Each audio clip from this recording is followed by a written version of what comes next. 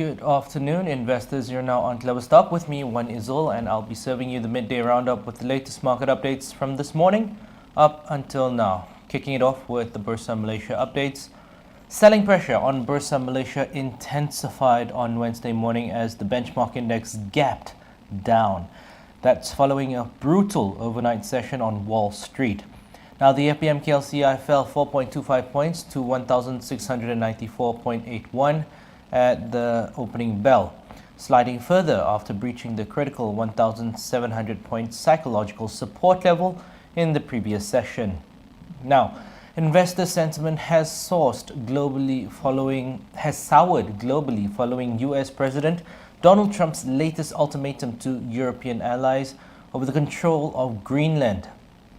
Now, the threat of a 25% tariff on 8 European nations ignited a massive risk-off wave, leading to the worst single-day drop for US major indices in 3 months.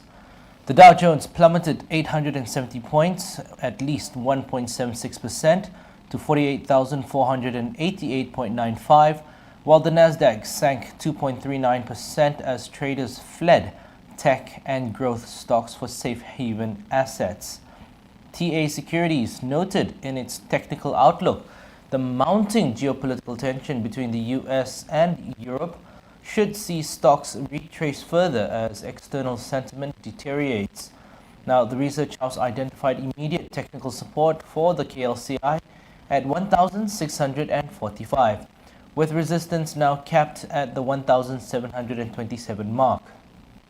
Now, analysts warn that without a clear de-escalation in the Greenland crisis, regional markets remain vulnerable to further contagion from the transatlantic trade feud. On the local front, blue chip heavyweights faced broad-based declines in early trade.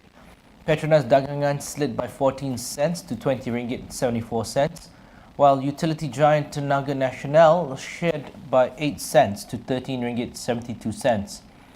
Healthcare leader IHH Healthcare also lost ground, dropping 7 cents to 8 ringgit 34 cents, while most banking stocks trended lower. Maybank managed to buck the trend with a modest 4 cents gain to 11 ringgit 10 cents, providing some support for the index's floor. Now, in the broader market, several high-profile counters felt the heat. United Plantations fell by 16 cents to 30 ringgit 90 cents, and the exchange operator itself, Bursa Malaysia, dropped 7 cents to 8 ringgit 56 cents.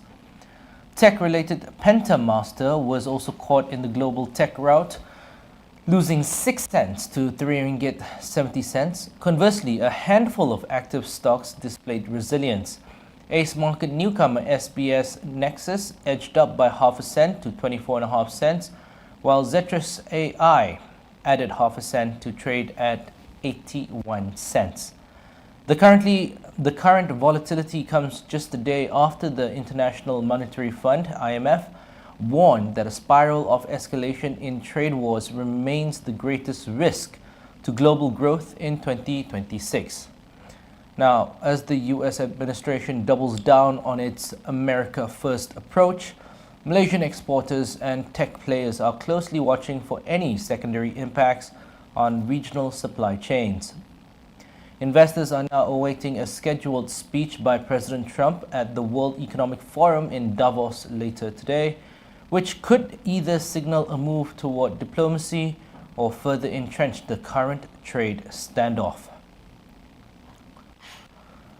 Moving on to our local currency and foreign exchange, the Malaysian ringgit opened marginally firmer against the US dollar today, displaying notable resilience as a burgeoning diplomatic crisis between Washington and Brussels sent ripples through global financial markets. Now, around 8 a.m. this morning, the local currency traded at 4.0525 or 4.0575 against the US dollar, a slight improvement from Tuesday's close of 4.0530 or 4.0580. Despite a broad shift toward risk-off sentiment worldwide. Now, the currency's stability comes as the IMF provided a significant vote of confidence in the Malaysian economy. In its January 2026 World Economic Outlook update, the IMF raised its growth forecast for Malaysia to 4.3% for the year 2026, a 0.3 percentage point upward revision. The fund noted that Malaysia's strategic position in the global artificial intelligence, AI, and semiconductor supply chains is effectively acting as a tailwind, offsetting broader global headwinds from shifting trade policies. Bank Muamalat Malaysia Berhad Chief Economist Dr. Muhammad Abzanizam Abdul Rashid, he noted that while the US dollar index fell by 0.83% to 98.570, the market remains on edge. Now, the decline in the dollar reflects growing investor anxiety over President Donald Trump's weekend ultimatum to impose escalating tariffs, starting at 10% in February and rising to 25% by June on 8 European allies, unless they facilitate the sale of Greenland to the United States. Now, Abzanizam said that the ringgit is tracking a trend of cautious optimism that's supported by positive domestic data even as global markets monitor the fallout of the Greenland tensions. The local note showed broad-based strength against other major currencies this morning. It appreciated against the Japanese yen to 2.5615 or 2.5648. It also went up against the British pound to 5.4462 or 5.4529, as well as the euro at 4.7516 or 4.7574. Regionally, the ringgit was also firmer against the Singapore dollar and the Indonesian rupiah, though it slipped slightly against the Thai baht as Thailand's tourism-heavy economy benefited from a pivot toward regional travel amid Western trade uncertainty. All eyes in the domestic market are now fixed on Bank Negara Malaysia's Monetary Policy Committee meeting scheduled for tomorrow, Thursday, on January 22nd. Most economists expect the central bank to maintain the overnight policy rate, OPR, at 2.75%, providing a stable anchor for the ringgit. Now, Abzanizam added that the MPC decision should provide greater clarity on the economic outlook and help define the ringgit's trading range, which we expect to hold between 4.05 and 4.06 in the immediate term. Now, with gold and silver hitting record highs of over $4,760 and $95 per ounce respectively as safe haven demand surges, Malaysia's status as a stable, tech-driven economy is increasingly attracting defensive inflows. As President Trump prepares to address the World Economic Forum in Davos later today, currency traders remain wary of further volatility that could test the ringgit's current upward momentum. Now we move on to some local economic news. This was mentioned earlier. The International Monetary Fund, IMF, they've raised its real gross domestic product or GDP growth forecast for our country, Malaysia, to 4.3% for both the years 2026 and 2027. That is a significant 0.3 percentage point upward revision from previous estimates. Now, in its latest World Economic Outlook WEO update titled Global Economy Steady Amid Divergent Forces, the Washington-based lender signaled that Malaysia is successfully shaking off global trade disruptions through a massive surge in technology-related investment.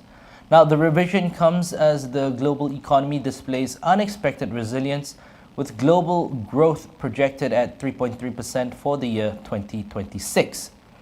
According to the IMF, headwinds from shifting trade policies are being offset by tailwinds from surging investment related to technology, including AI, more so in North America and Asia than in other regions.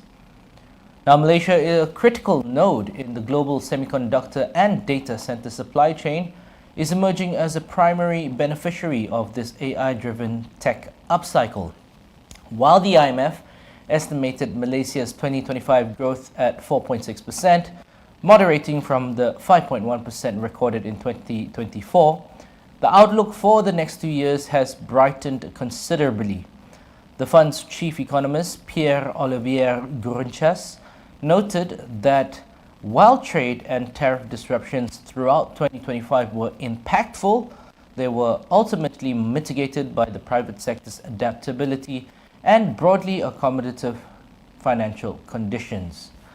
Now, the report also added activity could be further lifted by AI-related investment and eventually transform into sustainable growth if faster AI adoption translates into strong productivity gains. However, the IMF maintained a note of tactical caution, warning that the risks to the outlook remain tilted to the downside. A potential re-evaluation of AI productivity expectations could trigger a financial market correction, while lingering trade tensions between major powers continue to pose a threat to global stability. Now, the IMF cautioned that trade tensions could flare up, prolonging uncertainty and weighing more heavily on activity.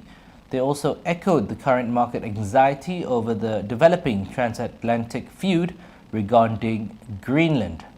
On the domestic front, the upgrade aligns with recent sentiment from local research houses.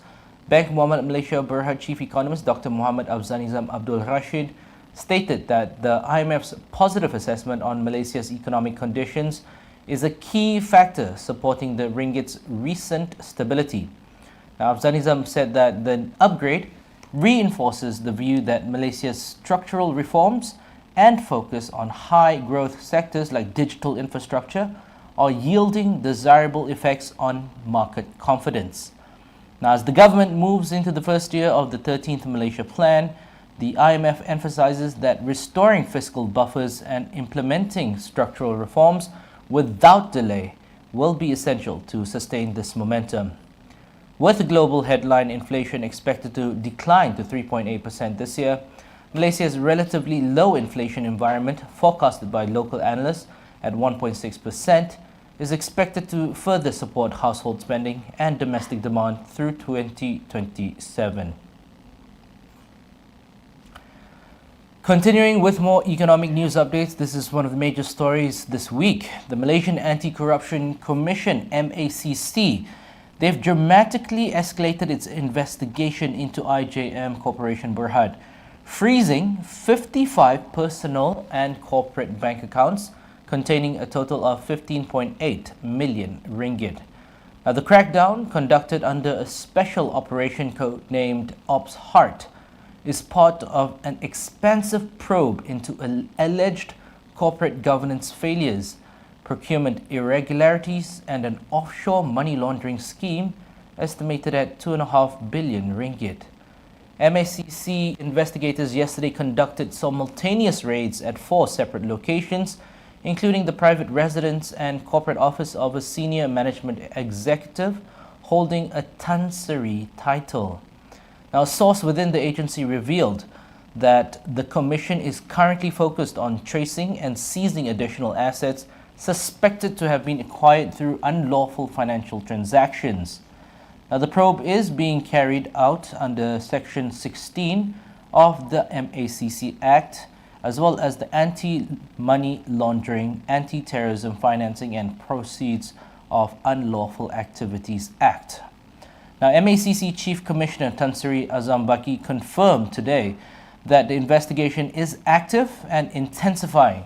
So far, 9 individuals have had their statements recorded, including 2 high-ranking members of IJM's top management who were previously believed to be abroad but have since returned to assist with the inquiry. The Chief Commissioner said that the recording of the statements from these 2 senior executives continues today, and we expect to call at least 5 more witnesses to shed light on these multi-billion ringgit transactions. He also urged the public to refrain from speculation that could jeopardize the integrity of the ongoing case. The deepening scandal has sent shockwaves through the local bourse, with IJM's market capitalization shrinking by nearly 770 million ringgit over the past 48 hours. The stock, which had already fallen 5.7% on Tuesday, faced further selling pressure today as investors weighed the legal risks against Sunway Berhad's 11.5 billion ringgit takeover offer. Now, analysts warned that while the merger was intended to create a regional construction titan, the MACC's intervention and the simultaneous investigation by the UK's Serious Fraud Office, SFO, into the same executives have placed the deal in significant jeopardy. Now, beyond the legal hurdles, the merger is also facing mounting political pushback. UMNO Youth Chief Dr. Akmal Saleh yesterday expressed strong opposition to the takeover, claiming it could erode Bumiputra economic interests, given that nearly half of IJM's shares are currently held by government-linked institutional funds like the EPF and PNB. As MACC officers continue to sift through seized documents at their Putrajaya headquarters, the future of both IJM's leadership and its landmark merger with Sunway remains precariously balanced. We'll now take a short break, but don't go away. When we return, we will continue with corporate news developments.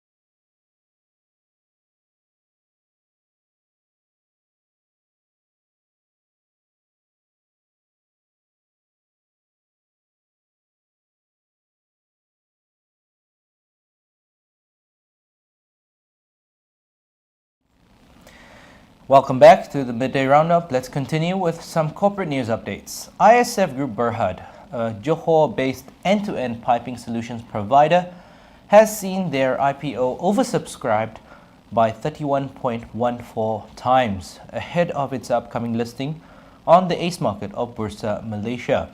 Now, the overwhelming investor appetite reflects strong confidence in the company's strategic exposure to Malaysia's rapidly expanding data center sector, as well as critical water infrastructure projects.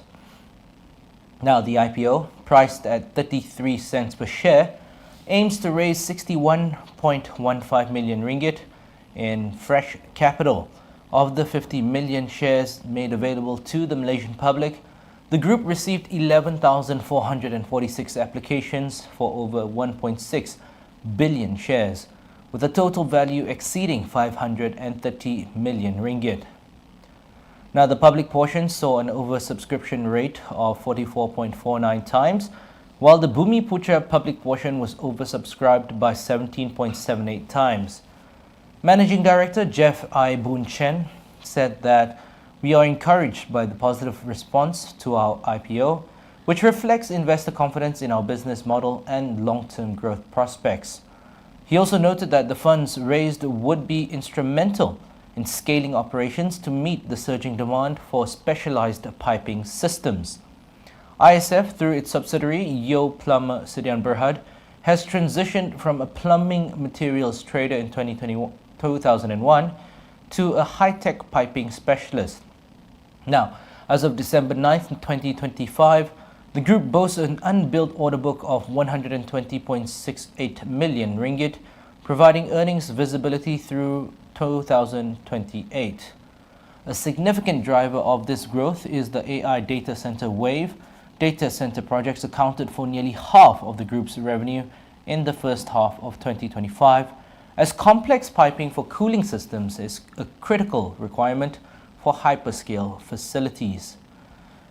Now, the group's outlook is further bolstered by Budget 2026 initiatives aimed at enhancing national water security and sewer infrastructure. The managing director also added that we believe the outlook remains positive, underpinned by initiatives that promote home ownership and drive demand for portable water and sewer piping infrastructure. Now, he also highlighted the government's push to position Malaysia as a global digital hub through the National AI Office, which continues to stimulate data center investments. ISF is scheduled to debut on the ACE market on Wednesday, January 28th, that's next week, with an initial market capitalization of 330 million ringgit. Alliance Islamic Bank Berhad serves as the principal advisor, sponsor, sole underwriter and placement agent for the exercise. Notices of allotment will be posted to all successful applicants on January 27th, 2026. Up next, we have some business updates. Sensoff Holdings Berhad's subsidiary, Tenda Pintar Sdn Bhd, has signed an MOU with RHB Banking Group to simplify access to credit for small and medium enterprises, SMEs, participating in government and business procurement. Now, the landmark collaboration integrates RHB's specialized financing solutions directly into Tenda Pintar's digital procurement ecosystem, Tender Wizard, effectively bridging the gap between contract awarding and project execution. Under this strategic tie-up, more than 40,000 SME vendors currently registered on the Tender Wizard platform will gain streamlined access to RHB's suite of financing, pre-financing and insurance products. Now, this includes facilities of up to 10 million ringgit with flexible tenures extending up to 10 years, designed to cover critical needs such as working capital, invoice financing and payment guarantees. Amir Sheikh Maidin, Group Managing Director of Sensoff Holdings Berhad, said that this strategic partnership with RHB enables Tenda Pintar to deliver greater value to the 40,000 SMEs on our platform by giving them easier access to strategic financing solutions. He also emphasized that the move aligns with Malaysia's broader digitalization and inclusive economic growth agenda by making the procurement process more resilient for smaller players. Now, Tender Wizard, a cloud-based software as a service platform, has been a pillar of Malaysia's government to business or G2B workflows since 2012. It digitizes the end-to-end procurement cycle, including direct purchases, quotations, tenders, and e-auctions for 26 major clients comprising various government agencies and government-linked companies, GLCs. By linking these workflows with RHB Group's transaction banking division, the collaboration ensures that vendors can manage cash flow more effectively from the moment they submit a bid to the final project handover. For RHB, the partnership reinforces its ambition to become an SME specialist bank under its Together We Progress 2024 corporate strategy. Now, the bank aims to leverage Tender Pintar's expansive data on procurement trends to offer more accurate, compliance-focused credit facilities without the traditional hurdles often faced by SMEs. As the platform looks to expand its reach to over 200 clients, including large corporate entities, the MOU is expected to significantly deepen vendor engagement and support the government's drive toward a more transparent and digitally driven public ecosystem. And that is a wrap for the Midday Roundup with me, Wan Izul. Hope you guys have a wonderful day ahead. Stay tuned for our upcoming programs, and we'll see you guys again soon.